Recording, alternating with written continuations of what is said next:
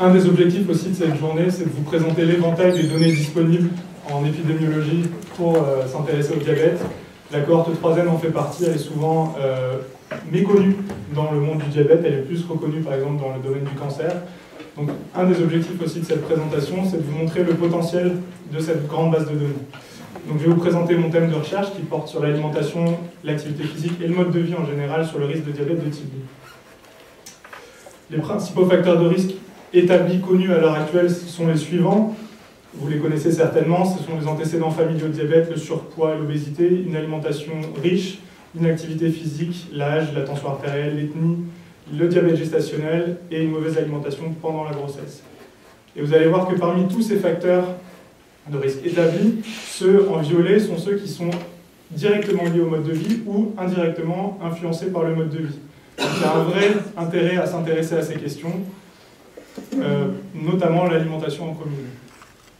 En termes de poids de ces facteurs sur le risque de développer un diabète de type 2, un papier qui date un petit peu maintenant de 2001 de l'équipe d'Harvard avait montré que 91% des cas de diabète de type 2 féminin pourraient être évités si l'ensemble de la population étudiée avait un mode de vie sain. Alors qu'est-ce qu'on appelle un mode de vie sain?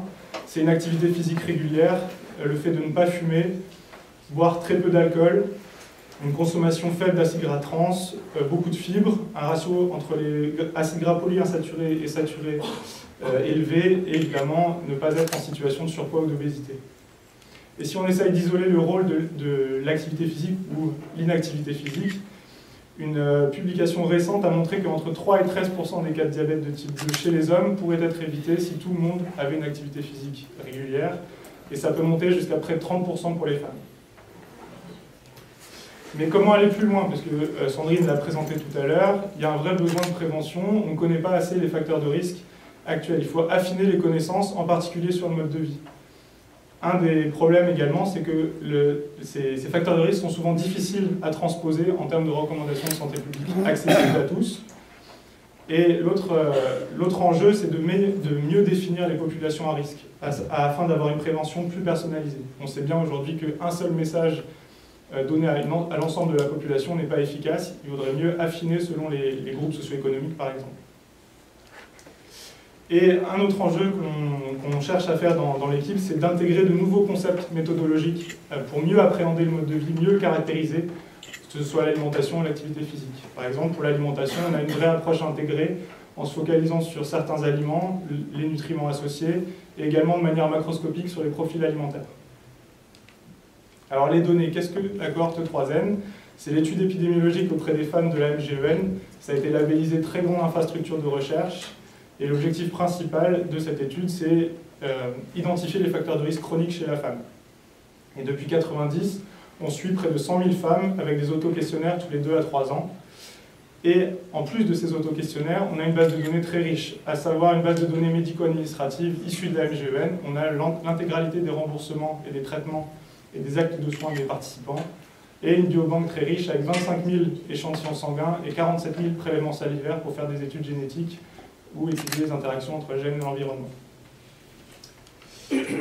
En termes de données alimentaires, puisque c'est ce qui nous intéresse aujourd'hui, on a 2 questionnaires de fréquence alimentaire posés en 1993 et en 2005. C'est un questionnaire validé qui porte sur 238 items de l'alimentation, donc c'est adapté au régime alimentaire français de l'époque. Ça a été validé contre 12 rappels de 24 heures.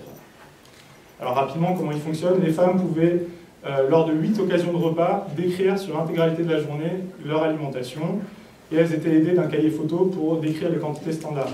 Et donc par exemple ici, vous voyez, pour le réveil, le petit déjeuner, vous avez à gauche le repas, au milieu la fréquence de consommation, et à droite les quantités, et pour indiquer les tailles de portions.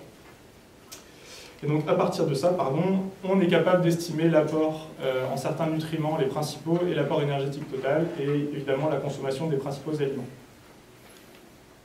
Les cas de diabète, ils sont repérés avec différentes sources d'informations dans la cohorte. Tout d'abord les questionnaires de suivi, à partir de l'autodéclaration du diabète.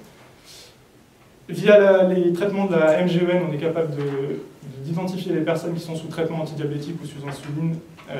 Et à partir de ces cas potentiels, on va leur envoyer un questionnaire spécifique pour en savoir plus sur les conditions de leur diagnostic du diabète et les conditions de la maladie en général. Et en recoupant toutes ces sources avec un algorithme qui a été validé, on identifie à l'heure actuelle 5020 cas de diabète, et donc principalement de type 2, avec un âge moyen diagnostic de 61 ans.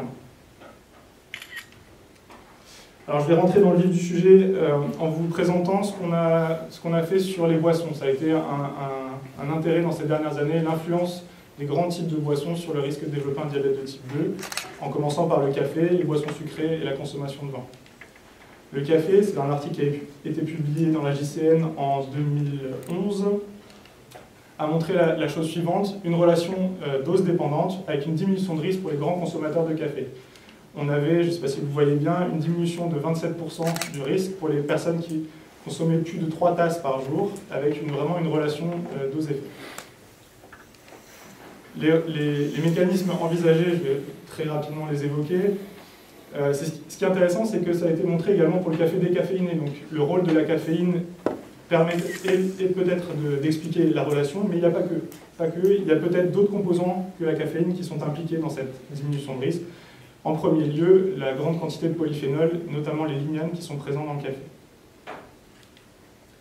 En termes de boissons sucrées, il y a eu un papier en 2013 qui a fait d'ailleurs pas mal de bruit dans la presse grand public puisque les résultats étaient assez surprenants. On s'est intéressé à 3 types de boissons. Les boissons sucrées classiques, les boissons light et les jus de fruits 100% pur jus. Le résultat de cette première courbe vous montre l'augmentation de risque avec la consommation de boissons sucrées classiques. Voilà ce qu'on a observé pour les boissons light, donc une augmentation encore plus prononcée avec la grande consommation de ce type de boisson. Et fait important à mettre en regard des 2 premiers, c'est l'absence totale d'augmentation de risque pour les boissons sucrées, pour les 100% pur jus.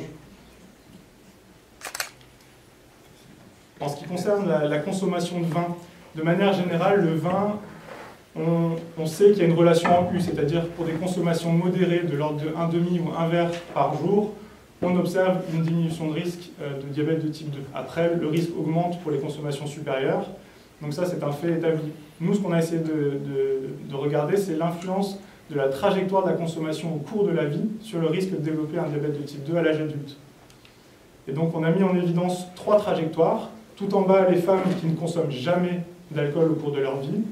En gris clair, les femmes qui n'en consommaient pas jeunes, mais qui progressivement ont augmenté leur consommation pour atteindre à l'âge adulte une consommation entre occasionnelle et régulière. Et la courbe tout en haut, des femmes qui commençaient très tôt à avoir une consommation occasionnelle de vin. Et les résultats sont les suivants. Par rapport aux femmes tout en bas qui n'en consomment jamais, il y a une diminution de risque et elle est encore plus marquée pour les personnes qui commencent tôt. Mais attention, le message de santé publique derrière, c'est évidemment, là on parle de consommation modérée, d'accord? On est de l'ordre de moins d'1 verre par jour. Qu'est-ce qui peut expliquer l'association particulièrement intéressante pour le vin? C'est encore une fois les principaux composants de ce type d'aliments, c'est les flavonoïdes ou les autres polyphénols comme le resveratrol qui sont présents dans le vin et qui ont des propriétés anti-inflammatoires, qui ont été associées à une meilleure tolérance au glucose et une amélioration de l'insulinosensibilité. Et je vous ai dit en introduction qu'on s'intéressait également à l'alimentation dans son ensemble. Les aliments ne sont jamais consommés seuls, c'est en interaction avec tout un profil alimentaire. Un des travaux récents a porté sur la charge acide dans l'alimentation. C'est un article qui a été publié dans Diabetologia en 2013. Et l'alimentation, finalement, on peut la caractériser avec son pouvoir en termes de charge acide. Il y a des aliments qui sont plutôt alcalinisants, donc qui favorisent la sécrétion de molécules alcalines, et au contraire des aliments qui sont plutôt acidifiants. À gauche, on a les fruits et légumes, et à l'autre bout de l'échelle, on a des aliments comme le fromage, la viande ou le pain. Et donc il y a un indice qui existe, qui a été très largement utilisé dans la littérature, qui permet de quantifier à l'échelle de l'alimentation dans son ensemble la charge acide, c'est le PRAL. Et donc des scores négatifs de PRAL indiquent un régime alcalinisant, et un PRAL très positif, un régime acidifiant. Et voilà la relation qu'on a mis en évidence avec le risque de diabète de type 2, une vraie relation par rapport aux femmes qui avaient des consommations, un régime avec une très faible charge acide, une augmentation de risque qui peut aller jusqu'à des hazard ratios de 4 pour des alimentations avec une très forte charge acide. Et ça, c'est ajusté par exemple sur le profil alimentaire. Donc c'est indépendamment du profil occidental ou méditerranéen. une charge acide élevée est associée à une augmentation de risque de diabète de type 2. Quelques mots sur l'activité physique, c'est un travail en cours qui n'a pas encore été publié, mais je voulais le mentionner aujourd'hui. On sait que l'activité physique est bénéfique pour le diabète de type 2. Par contre, ce qu'on sait moins, c'est quel type d'activité physique est plus bénéfique par rapport à un autre. Donc on a essayé d'identifier des profils d'activité physique avec une analyse en classe latente, et dans la cohorte 3e, on a été capable d'identifier 4 profils d'activité physique. Les femmes peu actives, qui de manière générale ont une très faible activité physique, quel que soit le type d'activité physique. Une activité physique, un profil avec une activité physique moyenne, un peu de tout, un peu de sport, un peu de vélo, un peu de jardin, un peu de marche, un peu de bricolage et monter des étages. Un profil spécifique pour les femmes qui ont une activité physique moyenne, mais qui ont une forte activité de jardinage et de bricolage. Et enfin, les femmes très sportives, en dernier, qui font de tout. Et les résultats qui sont préliminaires à l'heure actuelle, mais je voulais les mentionner malgré tout, c'est qu'on observe une diminution de risque par rapport aux femmes peu sportives, quel que soit le profil en question, mais les diminutions de risque ne sont pas significatives dans la cohorte 3N, peut-être par manque de variabilité. En revanche, on observe pour les femmes qui sont déjà à risque, en surpoids, avec un IMC supérieur à 25, une diminution de risque significative de près de 20% pour les femmes très sportives par rapport aux femmes peu sportives. Alors, quelles sont les perspectives dans les quelques minutes qui me restent? Il faut développer l'épidémiologie des complications. Même s'il faut continuer la recherche sur la prévention primaire et l'identification de facteurs de risque, l'épidémiologie du diabète montre qu'il faut également s'intéresser aux complications, et l'épidémiologie des complications est une priorité. C'est la raison pour laquelle nous avons mis en place dans l'étude de 3N une étude de sous-cohorte qui s'intéresse aux complications, donc c'est l'étude AFTER-DIAB, et qui va permettre, pour le mode de vie, d'étudier l'influence de l'alimentation, par exemple avant et après le diagnostic du diabète, sur la survenue d'une complication, qu'elle soit microvasculaire, macrovasculaire ou la mortalité. Et un autre prolongement dans notre équipe va être l'intégration de la nouvelle cohorte qu'on est en train de constituer, qui s'appelle E4N, qui est un prolongement de l'étude de 3N avec un design de cohorte familiale. À partir des femmes E3N qui sont déjà recrutées, on va recruter les enfants, les pères des enfants et les petits-enfants, pour avoir 3 générations sur lesquelles on va pouvoir s'intéresser au diabète. Et en particulier, l'étude du mode de vie moderne sur le diabète de type 2 et le diabète gestationnel. Et l'intérêt évidemment du design familial, c'est de pouvoir faire des études au sein d'une même famille pour pouvoir dissocier ce qui revient de l'individu des facteurs héréditaires et des facteurs génétiques. Et enfin, le développement de ce qu'on appelle la e-épidémiologie, c'est-à-dire l'intégration des nouvelles technologies, des objets connectés, pour mieux recueillir, mieux apprécier le mode de vie, l'alimentation et l'activité physique. Voilà, je vous remercie de votre attention et je suis prêt à répondre à vos questions.